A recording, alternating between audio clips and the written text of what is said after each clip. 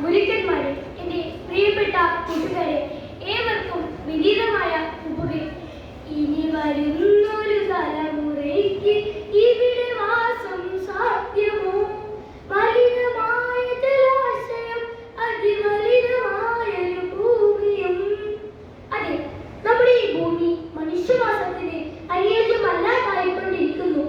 കേരളം വലിയൊരു പരിസ്ഥിതി ദുരന്തത്തിലൂടെ കടന്നു പോകുന്ന സമയത്ത് തന്നെയാണ് നാം പരിസ്ഥിതി സംരക്ഷണത്തിൽ വിദ്യാലയങ്ങളുടെ പങ്ക് എന്ന വിഷയം ചർച്ച ചെയ്യുന്നത്. കുറച്ചു ദിവസം മുൻപ് വയനാട്ടിൽ നടന്ന കേരളത്തെ നടുക്കിയ മഹാദുരന്തം വാർത്താമാധ്യമങ്ങളിലൂടെ നാം കണ്ടനുഭവിച്ചറിഞ്ഞവരാണ്. കർണാടകയിലെ മണ്ണിടിച്ചിൽ കാണാതായ അർജുനു വേണ്ടി കേരളവാസികൾ ഒന്നടങ്കം കാത്തിരിക്കുന്ന സമയത്ത് തന്നെയാണ് പുതിയ ദുരന്തം നമ്മെ തേടിയെത്തിയത്.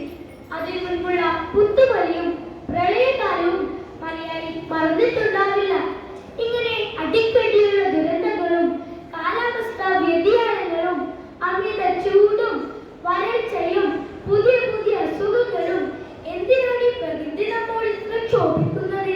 നിങ്ങൾ ചിന്തിച്ച് നോക്കിയിട്ടുണ്ടോ? അതിനു മുൻപ് എന്താണ് പ്രകൃതി എന്നറിയണം. നാം ജീവിക്കുന്ന ചുറ്റുപാടാണ് പരിസ്ഥിതി. പൂക്കളും പുഴകളും മരങ്ങളും അതിൽ ചേക്കേറുന്ന പറവകളും തുടങ്ങി ജൈവവും അജൈവവുമായ ഘടകങ്ങൾ എല്ലാം ഒത്തുചേർന്നാണ് പരിസ്ഥിതി. നമ്മുടെ നിലനിൽപ്പ് ഈ ചുറ്റുപാടിനെയും ആശ്രയിച്ചിട്ടുള്ളതാണെന്ന് നാം ഒരിക്കലും മറക്കരുത്. അതുകൊണ്ട് തന്നെ പരിസ്ഥിതിയുടെ നിലനിൽപ്പും സംരക്ഷണവും മനുഷ്യരാശിയുടെ ഒരു ഉത്തരവാദിത്തമാണ്. സമൂഹത്തിന്റെ ഒരു മിനി പരിപാടി വിദ്യാലയം. ഭാവി സമൂഹം രൂപം കൊള്ളുന്ന ഇടം. നമ്മളാണ് നാളെ പരിസ്ഥിതിയിൽ ഇടപെടേണ്ടവർ. അതുകൊണ്ട് ഇന്ന് നമുക്ക് കിട്ടുന്ന അറിവും അനുഭവങ്ങളുമാണ് നാളത്തെ നമ്മളെ സൃഷ്ടിക്കുന്നത്. പരിസ്ഥിതി ബോധമുള്ള ഒരു തലമുറയെ നിർമ്മിക്കാൻ നമ്മുടെ പാഠ്യപദ്ധതികൾക്കും വിദ്യാലയങ്ങൾക്കും കഴിയണം. പരിസ്ഥിതി പാഠങ്ങളോടൊപ്പം ഇനി പരിസ്ഥിതി ദുരന്തങ്ങളെയും എങ്ങനെ അതിജീവിക്കാം എന്നും കൂടി നാം പഠിക്കേണ്ടിയിരിക്കുന്നു. നമ്മുടെ ഓരോ ജന്മദിനത്തിലും ഇത് നമുക്ക് ഓരോ തൈ നടാവുന്നതാണ്.